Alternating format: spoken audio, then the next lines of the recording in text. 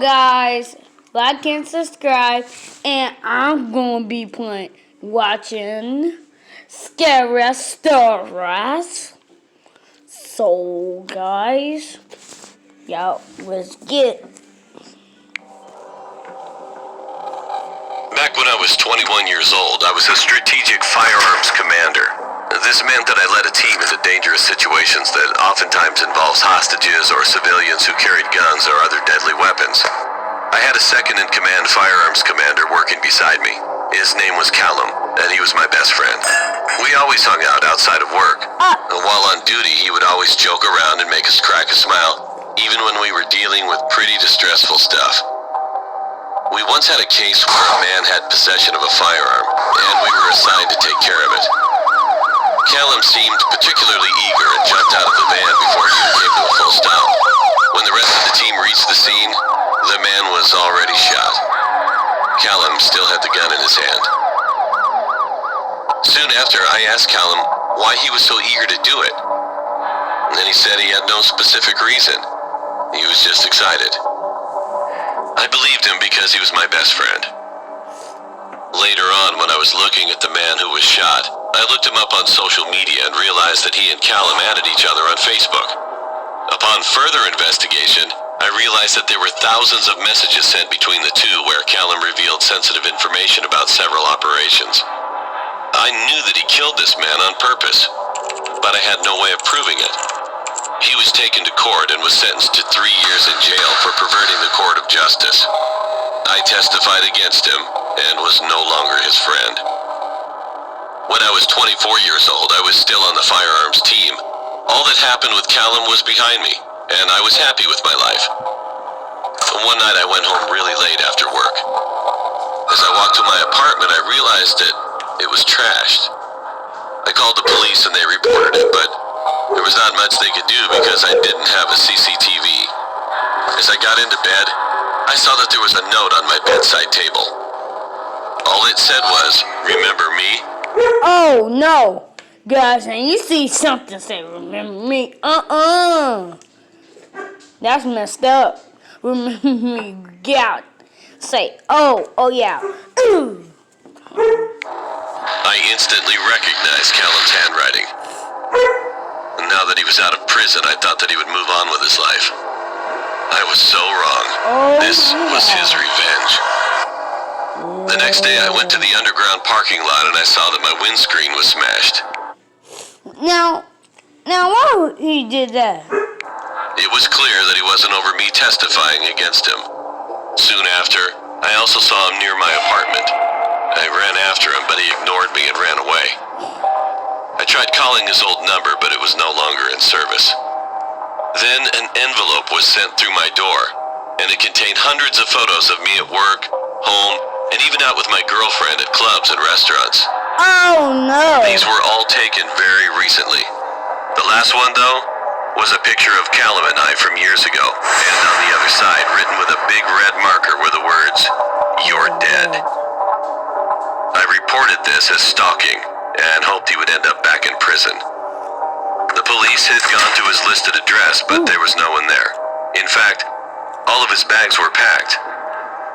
I knew he was still in the area somewhere, though. One day I was by myself in an unmarked car, and I saw this Toyota Yaris, and it was driving close behind me. It was my gut instinct to get the plate number checked, and I was going to. But then I got a Priority 1 announcement on the radio saying there was a crazy man on a bus who had a knife and stabbed someone. I turned on my sirens and blue lights and headed to the accident. As I got on the bus, he was already arrested, and the ambulance was already there as well. As I was about to leave the bus, I heard a loud bang, and a man on the bus fell down. He was shot through the window by a man who was wearing a black hoodie. He immediately ran. I ran out of the bus and went to the boot of my car. I got my MP5 SFL, which was a large rifle with sniper capabilities. I ran after the suspect and radioed in. They gave me an order of critical shot, which meant I could shoot to kill the suspect. He ran through the town center and went to the left. I was worried about public safety as he had a large rifle as well. I realized instead of running after him, I needed to get on a roof and shoot down. I went to this building that had views of the right and left. It took me 5 minutes, and I was worried that he would have run the sniper level. I used the eyepiece to scan, and I saw a man in a black hoodie running. Do it. Fired a shot. Oh! By the time I got there, more armed policemen came to the area. I was shocked to see Callum. He was the one who followed me in the car behind me, and that shot in the bus was meant for me. But he missed. Callum was dead. I felt sad, but also relieved that this was all over. The man shot in the bus survived, and I was promoted for my diligent work. Good job. I'm still working in the force. Okay, would you rather see a ghost every time you look? Guys, that was a mistake. A ninja guy. This happened when I was in college. I was 20 at the time, studying for an upcoming exam in biology. Wow. That is, until my roommate busted in my room. She wasn't yelling, but I could see she was drunk by her excitement. I rolled my eyes and sighed. I completely lost focus now. But it was okay. I kind of gotten used to her behavior. She was a party girl while I was, well, a nerd. Ooh. I tried to get back on my reading tracks again, but she patted me on the back and drunkenly giggled before speaking. Come on, Jasmine. Every time I see you, you're always reading a book. I sighed before speaking. And every time I see you, you smell of alcohol and vomit. She frowned at me. How about this? I'll be quiet all week if you come to this party tomorrow at 8. I wanted to say no, but then I thought about it. I mean, I do always work really hard. Besides, she won't barge in like this for the whole week? Sounds too good, I thought to myself. So, I nodded and continued to read. Not too much We got ready. I hadn't dressed up in ages, so I was kind of excited. The party was loud, filled with drunk people making out, bumping and dancing. The party was hosted in a basement-like setting, only it was much bigger and had a lot of space. I'm not going to lie, I did have a few drinks. I wasn't drunk, but I was definitely tipsy. So, as my view became tilted, this guy comes out of nowhere and has small talk with me. He was fairly attractive. He didn't seem drunk. We met and exchanged names. From dyed hair and blue eyes, he was white and about 6 feet. His name was Luke. We laughed and talked about topics like studying and books and that kind of thing. The talking went on for about a half an hour. He then said, "Hey, I'm going to get another drink. Want anything?" Nope. And I said, "Why not? I mean, I'm having fun." So later on, he came back with drinks. And the next thing I remember, we were making out in the corner of the party room. So It was so quick. And then he asked me, "Want to go back to my place?" Which I politely declined. I already know what he wants. Besides, I needed to be on campus in the morning. Come on, I promise it will be fun. I remember that he kept on trying to get me to go, but he gave up after I made it clear I wasn't interested in going to his place. He rolled his eyes angrily and gave me a paper with a number on it. Fine. If you change your mind, give me a call. He leaned close to me and whispered against my ear. Then he walked out, and the rest of the night was a complete blank. The next day, I woke up inside my college bedroom, on my bed, next to my roommate snoring on her bed as well. As I got up to shower, a paper fell out of my pocket. It was the number, which made me remember that guy. But I had more important things now. I showered then and went to study. I remember reading my book when all of a sudden I felt dizzy. Then I woke up in the bed with police officers and nurses talking next to me. Turns out I had this dangerous allergic reaction that could only be caused from saliva or any bodily fluids that had come from decaying or rotting flesh. Which to my surprise was weird. I hadn't been kissing anyone, let alone ate anything raw. Then I remembered the guy. I told the police about the guy at the party and gave them the number he gave me. A few weeks passed and my allergies went down so I could live my life normally. I just finished my test when my phone rang. I answered it and it was the police. Turns out the guy from the party had 2 decaying women's bodies inside his apartment that he visited. They must have been there for months. My heart dropped. The thought that I made out with someone who ate human flesh. Or even worse, was what if I had agreed to come to his place? I may have been one of those bodies. Alright, you little slugs, line it up. Ugh, nice try, Billy. Oh, great, another Einstein. Ugh, so much for children being our future.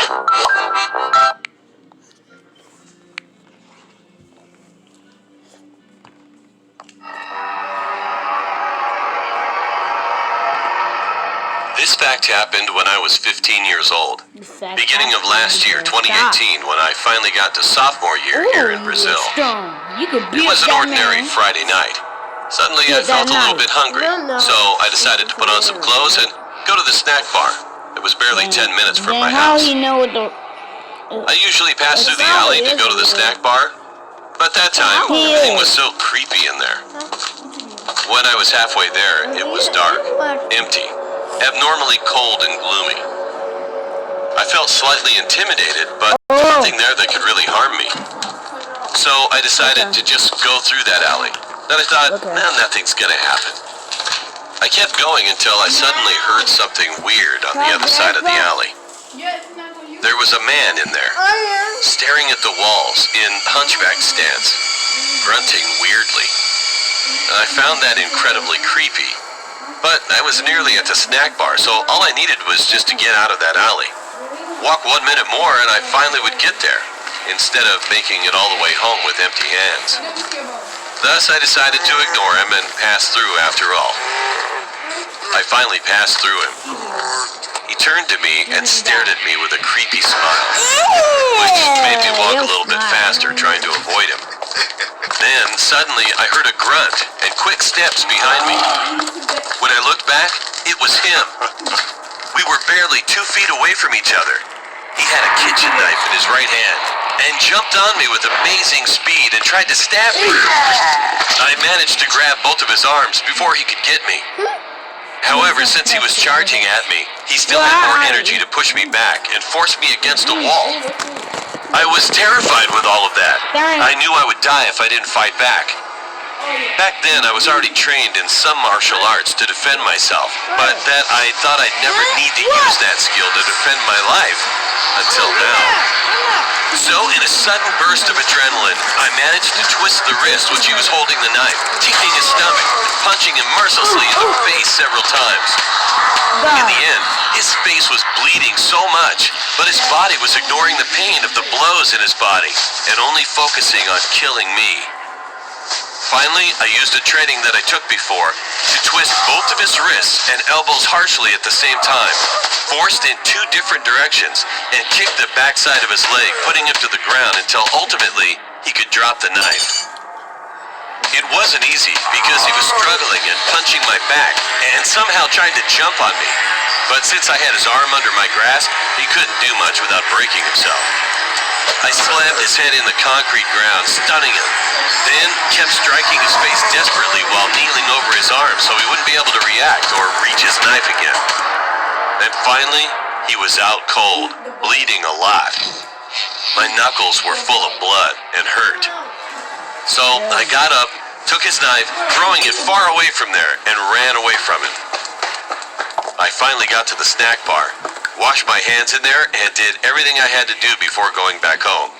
But obviously, I didn't take the same path as I did before. But there were things that got much creepier. That was at the entrance of my apartment, where I heard screams coming from the other side of the street. It was the same crazy man. Now, seeming like he was possessed by a demon, and he was slamming his head on the iron door of my building's entrance. His face was horribly deformed and scarred from our fight. That freaked me out completely. My parents were on a trip and the watchman of our building was on vacation. I wasn't going to fight that man again, so I decided to rush to my girlfriend's house. When I got there, she was home alone. She looked worried because I was looking pale and there were still some marks of the man's blood on my clothes. I explained everything to her, and we called the police to come by my building. But when they arrived, the man was still in the entrance, trying to force the doors unsuccessfully. When he saw the police, he attacked them, but got quickly dominated by the cops. They explained that he was probably a crazy psycho in the streets looking for prey to rape, kill, or do anything he wanted to the person. So they sent him to a high-security mental asylum for criminals far away from my house. I feel so lucky that I survived that day, and I'm hoping that I will never see that man again. What happened if he... I laid poolside, perfecting my tan for the start of school next month. Mom was in the kitchen, cooking her famous fettuccine alfredo, and Dad was on the way home with a movie from Redbox. My life was perfect, but everything was about to change with the arrival of a new neighbor next door. He was a former police officer, probably mid-50s, possessed a firm drill sergeant-like tone, but was very friendly and talkative. Initially, he seemed like a good fit for the neighborhood. He was cordial, always made an effort to wave or say hi, and the presence of someone with a law enforcement background provided a sense of security. But everything began to unravel quickly, and the catalyst seemed to be me. You get this? My neighbor took a sudden and keen interest in me. Whenever I went outside, I could feel his eyes examining me. He would always wander over and try to start conversations with me, but as soon as he heard or saw my parents, he would leave. He asked me if I had any social media accounts. When I lied and said no, he asked if he could take a picture of me and proceeded to snap a pic before I could reply. I felt completely unnerved and frightened about his intentions for me. For all I knew that we could have a murderer or pedophile living a mere feet from our home. I knew I had to delve deeper, so one night I aimed my telescope at his window, and what I saw only amplified the alarm bells going off in my head. The man was fixated on the picture of me on his phone, and I could even see a small stack of photos on his nightstand, a young girl's image on top. My blood ran cold, as this all but confirmed my fear. He must be a pedophile. The next night, I saw him sneakily rummaging through our trash can. I watched in horror and disbelief as he removed my used tampon, got into his car, and sped off in the night. This was the final straw. I knew that in the morning, I would have to alert my parents and get in contact with the police. And next morning, I awoke to the sound of police sirens and a loud commotion downstairs. I hopped out of bed and saw my parents being taken away in handcuffs. I started screaming and crying as I rushed towards the door, but I was stopped by the neighbor. With a horrified expression, he muttered, "I'm so sorry.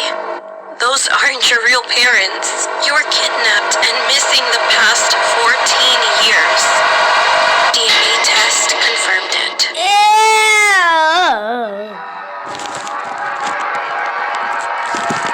Creepy bear. It was on Friday night.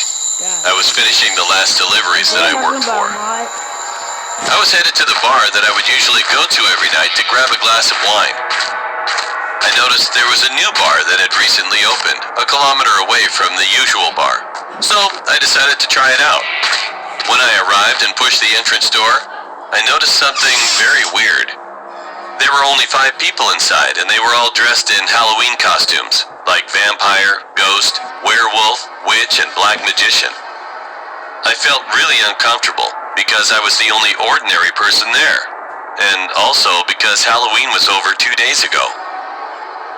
I was still awkwardly standing there blocking the entrance when all of a sudden, all the people started staring at me as if I had done something terribly wrong. I made my move and walked over to the bartender. The bartender looked almost like a real executioner. He asked me rudely in a gruff voice, "What do you want to sacrifice, blood or flesh?" Well, that creeped the hell out of me, but I thought this was his way of taking a Halloween order of alcohol. So I requested to him, "1 glass of blood, please." He turned around, grabbed a wine bottle, and poured it into a wine glass. Later, he opened a drawer and took out a black satanic pentagram necklace. He dipped the necklace 3 times while muttering something into my drink. To my surprise, the wine turned black in color, and he placed the glass on the table and told me to drink it in 1 shot. I was really thirsty at that moment, so I took the glass and drank it completely. It was quite strong, and my vision was slowly starting to blur. I paid the bartender and left the bar immediately. While I was walking, I started to feel dizzy, and my vision was worsening. I wasn't focused on where I was going, as my mind was in a vision of all the faces of all the people I saw in that bar, maniacally laughing and giggling at me. All of a sudden, I'd already arrived home during my vision. At first, I was relieved. But when I closed the door behind me and turned around, I knew that I was in the wrong house. It was completely abandoned, cold, gloomy, and barely lit with the rays of moonlight. I tried to open the door, but it was totally locked.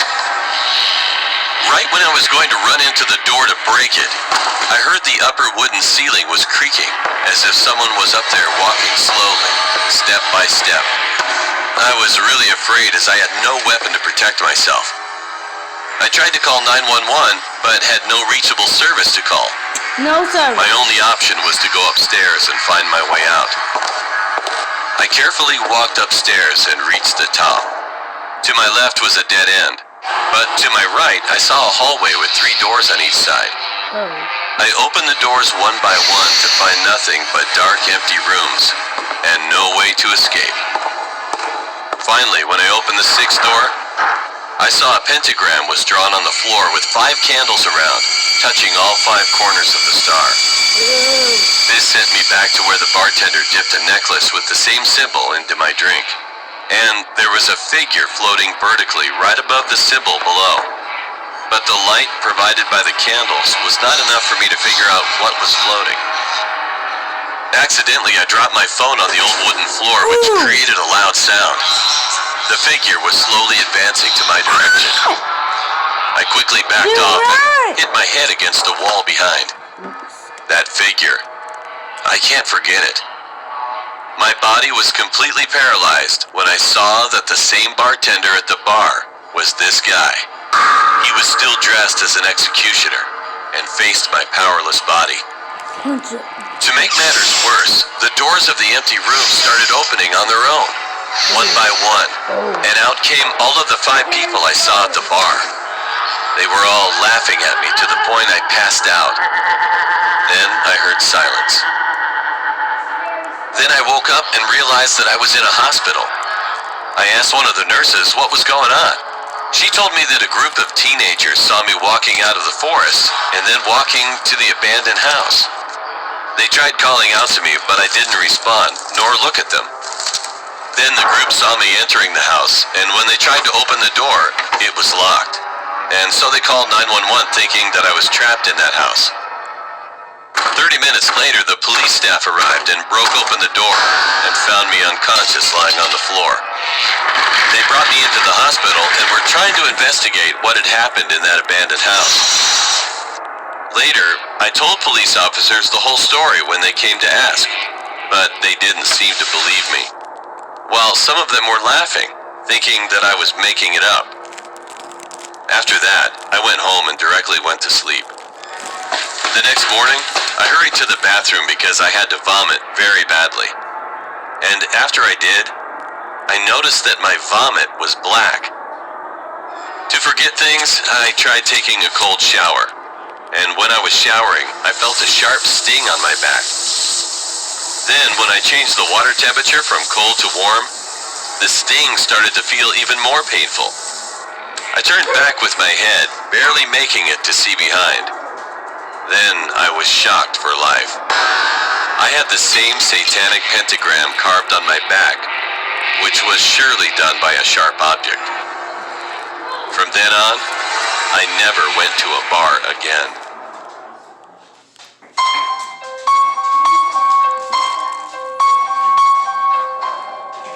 I was a big Tinder guy a few years ago. Everywhere I went, I would update my location and then update You know, my body count. Then I quit doing Tinder and stuck with Instagram. I know, they're completely different, and IG has a bunch of fake accounts. So I saw this girl commenting on all of my friends' pictures. Then she commented on mine. I also saw my friends replying, so I figured she was a real person because I looked on her page and she had way more followers than people she was following. So I DM'd her. I definitely thought she wasn't going to reply, but she did within an hour. We talked for maybe 2 or 3 weeks and we made it official. She was pretty, had a degree, and a good job, as she said. I felt she was out of my league and too perfect. Every day she posted new photos, and I told my friends about her and they seemed pretty jealous, except for my friend Ryan. He said I was stupid because I never spoke with her, and I only messaged her. She invited me over because she said she can cook. Ryan told me to don't go. The rest of my friends said don't have any kids, and they would laugh. So I went over there, but not without Ryan calling me a clown first. I know, because of mine. The GPS says she lived about an hour away. When I first started to talk to her, she told me that she lived in a nice neighborhood. But when I got there were people everywhere and the neighborhood was not that nice. When I stopped at the stop sign at the corner, people walked up to my windows and asked me what do I need. But I pulled off really fast and got to the house. It was a duplex, so I messaged her, and she said to come up the stairs. It was about 9 at night, and people were everywhere just standing around. I knocked on the door, and I was definitely excited. The door opened, and to my surprise, it was a bald-headed white guy with a patchy beard, tattoos everywhere, including his head, with a tank top on. I asked, was Lisa home, and he said, yeah, come in. When I walked in, I was immediately hit with a musty smell mixed with cheese. He told me to sit down, and he sat down across from me on the couch. He said she'll be out soon. He asked me did I want something to drink, and I said, yeah, sure. When I got up, I texted her, can she come out please? She immediately said yes. The man came back in with 2 cups of juice, one for him and one for myself. Then I noticed that he put a phone down on the table next to him. So I acted like I sneezed, got some on my arm. Then I asked for a tissue. He went to get some tissue and he left his phone like I thought he would. I texted her back, and to my horror, the phone rang. I looked on the caller ID and it was my name. I heard him coming back. He came back and we sat there for about a minute. And then the phone rang again because he never checked the message that I sent. He looked at the phone. I looked at the phone. Then we looked at each other. I postured up, and he calmly said, I guess you called me. Then out of nowhere, he lunged toward me, attempting to grab me. I punched him, and he fell on his face. I ran out of there so fast, and I never looked back. Yeah, I called the cops. And when they got there, the man was still knocked out. After that, I never went on dates with people that I met online again. What? I was 10 years old, and I was home alone. But that wasn't a big deal because we lived in a small city. My mom and dad were at my grandma's house. I couldn't go because I was sick. It was around 9 p.m. when I was about to go to sleep. My room was really small, and it only had one window facing my bed. That window to me was kind of scary, because your imagination can sometimes go wild. At that time, it wasn't my imagination though. Like I said, I was about to go to bed when I heard a loud scream coming from outside. It was really scary, but I tried to be quiet so I could listen to what was going on outside. Nothing was happening though. It was really quiet, like nothing had happened at all. Quieter than normal, actually. Some time had passed, and everything seemed okay, so I just laid down and tried to sleep. 1 hour later, I heard that loud scream again, but this time, it seemed to be closer. I froze. I was so freaked out I couldn't even move. 30 minutes later, again, same scream. At that point, I was about to cry. I don't know why, but that scream wasn't just a scream. It was at this high pitch, and it was just so creepy. Finally, 15 minutes later, I saw something at that window.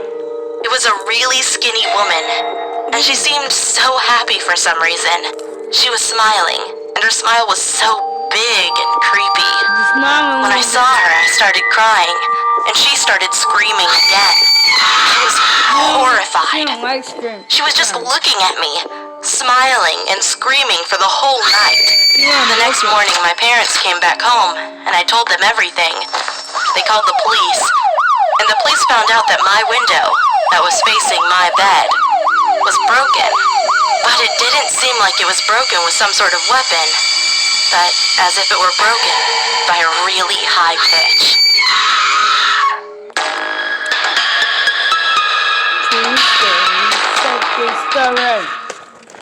It was a beautiful day in August. My family and I had just finished packing for our trip. We were bored and hadn't planned to do anything because our trip was in a couple of days. So we all decided to go to the Safari Zoo place because it was only an hour drive and a great way to kill time. When we got there and we noticed that there were a bunch of people at the zoo, my family could get impatient of this, so we asked the receptionist if there was anything we could do that wasn't too busy. Lucky for us, there were private tours. They were a bit expensive, but the lady assured us that the tour guides were highly educated and great at their job. We were given animal food and introduced to our private tour guide. When we first saw our tour guide, we noticed he was a little off. He had a weird lisp, didn't speak very much English, and had a really bad lazy eye. When my dad first tried to greet him, he ignored my dad and gestured us to one of the safari minivans. We were a little taken aback, but didn't think anything of it. Once we got into the van, we noticed that there was a bad smell and a bunch of animal food on the floor. He started driving before we could get our seatbelts on. We first passed by lions and hyenas. It was all really cool. There were also a bunch of vans and tour buses behind and in front of us that were taking all the attention of the animals. Out of the blue, the tour guide turned onto a trail that no other buses or vans were going on. My dad got a little suspicious and asked the tour guide where we were going. The tour guide replied with elephants, shortly because once again he didn't know English very well. Well, we really wanted to see the elephants at that time, so we all got excited. After a good 10 minutes of driving, we noticed that we had seen no animals and no other tour guides, just a never-ending forest. My mom, who was paranoia, was getting worried and repeatedly asked the tour guide where he was going. But then, he never answered. All of a sudden, he stopped the car and said he had to get something from the back of his car. My dad was getting red flags and watched him from the rearview mirror. And then, my dad hopped into the driver's seat, locked all the doors immediately, and pressed the accelerator to the floor. With a fearful face that I've never seen before like that. We were all slammed into the backs of our seats. "What's going on?" my mom yelled. "I saw him holding an axe," my dad yelled back. We made it back to the safari and to the receptionist. We explained the whole situation and she called the police. They had a long search and finally he got caught after a few hours. We got a full refund and later found out that our tour guide didn't even work at the safari but used a fake ID. and had history linked with murder, kidnapping, and other crimes we won't mention. We also found out the reason that the car smelled so bad was because the tour guide admitted to killing multiple safari animals and taking them home. To this day, I still wonder what would have happened if my dad didn't look in the rearview mirror when the tour guide stopped the car. They quickly find some large footprints that couldn't have been hers in the room that she was sitting in. And This is not about my story, but someone from my church, and he wanted to share his experience with anyone else. the reflection of someone He's a 32-year-old man, and his pseudonym is Mark. He's a fairly big guy, and this situation took place when he was on his way home from work. He said that he had lost his phone 1 week before this whole situation happened, so he couldn't call and get any help during this story. It was quite late, around 11 p.m. No, that's He had not. finished work and was walking to a taxi stop location, and when he got there, a few people were standing around waiting as well. After about 2 minutes, he noticed that there was a minivan approaching. Usually, minivans are cheaper than taxis, and he felt tired that day, so he decided to take the minivan. He sat on a seat, and there was a young boy seated in the passenger side next to the driver, who was collecting the fare. And then, 2 other boys who looked like teenagers also boarded the minivan and sat in the seats in front of him. That's better. Once the minivan took off, after about 5 minutes, the boy asked if they would like to drink some Coke. The boys accepted and started drinking, and they also gave it to Mark.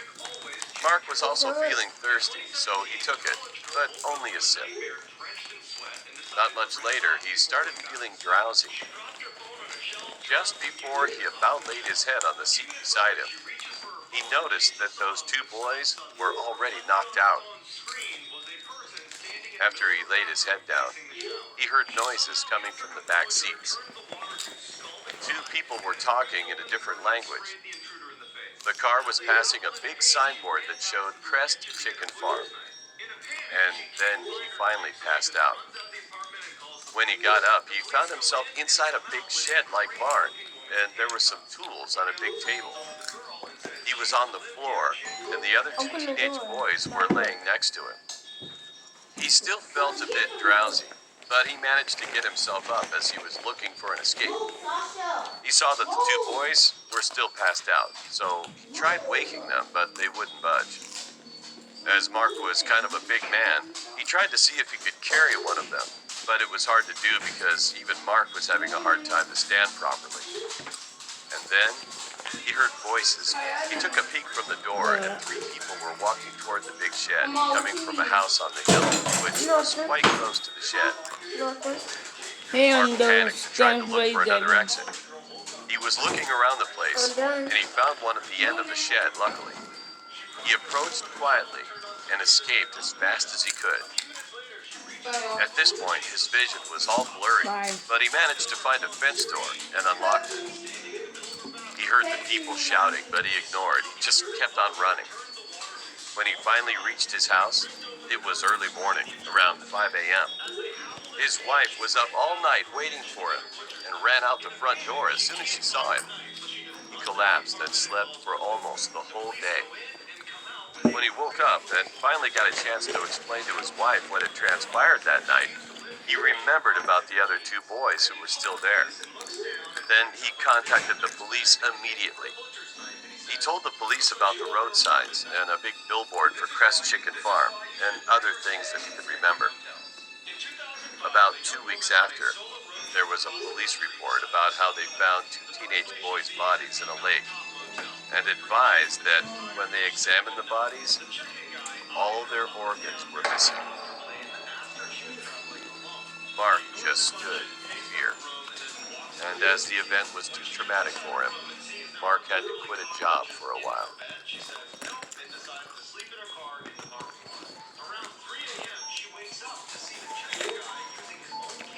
When I was a kid, I was really into paranormal things, such as ghosts and spirits, and I always got really excited for Halloween. On one Halloween, my parents took me and my brother to a ghost tour in the city. During the tour, we would visit real haunted houses, which were said to have some really violent ghosts. I couldn't be more excited. We arrived at the location for the tour meetup, an empty parking lot. But we were a bit early and nobody else had arrived yet. It was a chilly October night, so my parents decided that we should find a building to wait in until more people arrived. We walked over to the building that the parking lot was meant for, an old hotel, and entered the vestibule. We tried to fully enter the building, but we found that the doors leading to the lobby inside were locked. After a few minutes of standing around, I started to feel strange. A nauseous feeling had swept my stomach. Goosebumps ran up and down my arms, and a piercing feeling of being watched was stabbing, almost burning my back. Looking around, it was obvious that me and my family were the only ones inside the vestibule. The lobby of the building was also devoid of people.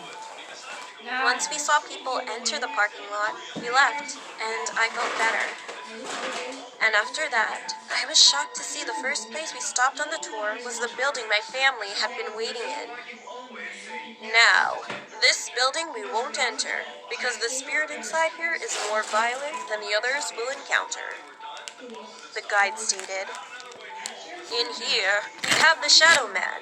He doesn't terrorize the whole building, just the area that you enter through. He's been known to slap and scratch people coming inside. A few pictures were passed around. All of a sudden, I don't know how and why, but I recognized that an inky black figure stood against the door's windows. Its eyes were glowing white, and it had long fingers and pointed nails. It was freaky to think that I might have been targeted by the Shadow Man, but I didn't think much of it until after the tour when my family went back home. I started to complain to my mom that my back was itching and burning, so she grabbed some ointment and told me she would look at it. We thought it was just a bug bite. We had been walking around outside at night after all. When she lifted my shirt, she asked when I had scratched my back. I told her I hadn't. She took a picture on her phone and showed it to me. I was met with a long red scratch leading from my shoulder to the middle of my back. The skin on my back was a shade of red, like a rash. Me and all of my family couldn't say anything, but just turned back straight to our house. The Shadow Man had got me.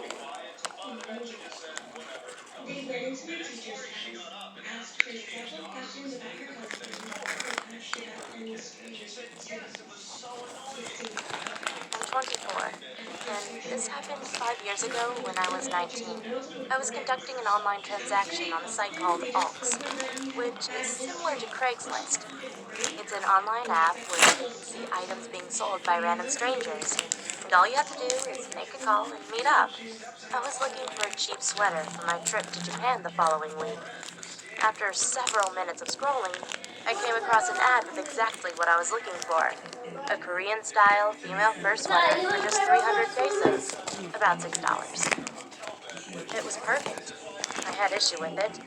The meetup point was at the LR2 train station at 8 p.m. because the seller was too busy at work. I decided, what the heck? It's a public place anyway. I called the owner and we had a quick convo. He sounded like a strict guy, but I asked him when we could meet up. He responded, tonight at 8 p.m. sharp. I said sure. But this recklessness of mine is what I regret the most. I arrived at the meeting place at 7:58 p.m. It was really empty, and I was sure I was the only person in the station. It was a cold night in November, and I eagerly awaited warming myself with my coat. Honestly, I'm the kind of comfortable wearing a sweater even when it's hot. I was sitting on a bench when the clock ticked 8 o'clock, when suddenly someone covered half of my face with a scarf with a really strange scent. I fell unconscious. As I woke up, I found myself in a van with 4 guys, my wrists handcuffed behind my back. I asked the man what he wanted, to please let me go. Tears began to fall from my eyes. You can play what you want. Then, one of the guys touched my face and said, You "The can first play time what ever you to see want a to play. beautiful girl like you." I kept on crying and shouted, "Please, Amai! please." There's a ghost right Shook here. me, shouting that I needed to shut up. Look, I tried to resist. my eyes phone started is to roll back in my head. moving. He stopped, but it was taking a long time for me to catch my breath. I looked out the window and saw a checkpoint lane. For the first time in my life, I was so glad that the authorities had permission to check the van.